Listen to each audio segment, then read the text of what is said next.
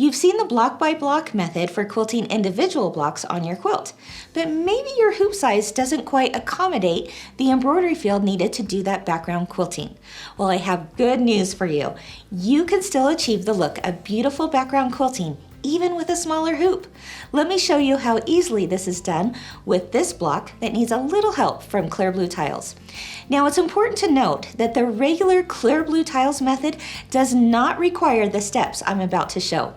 The regular method does not require stabilizer either, or the use of crosshairs like I'm also about to show. But I'm about to show you a unique case where you want to quilt individual blocks separately, but you don't have a hoop size large enough to do that on its own. So here's what you're going to do. In my example here, I have an 8.5 by 8.5 inch block that needs to have background quilting on it before I embroider an applique design on top. But my hoop is a 5 by 7. No problem.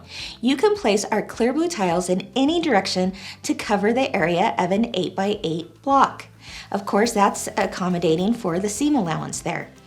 Use them like you would puzzle pieces, if you will. I can play around with the tiles so that they eventually fill the entire area you're trying to cover. As we do with Clear Blue tiles, mark your center point, your crosshairs, the arrow which is showing you the direction that you're going to hoop it, the name of the file, which also matches the name of the tile, and any side marks so you know where to place your next tile. Now that your project is marked, place a piece of batting larger than your quilt block behind it. Next, pull up your crosshairs file on your machine. Now this file will come with the background quilting, and stitch it onto the light cutaway stabilizer. Remove the hoop from the machine and turn it to the back. Place a flathead thumbtack in the center of that crosshair and turn again to the front. Find any of your center crosshair points and place it directly over the tack. Make sure that your arrow is also facing toward the top of the hoop. If the batting and edges of the fabric are on the inside perimeter of the hoop, then use Kimberbell paper tape to tape down and hold in place. This will also prevent the foot from catching onto your fabric. Now pull up the same file name as the tile name. In this case, I am pulling up a 4x4 file since it matches the 4x4 tile.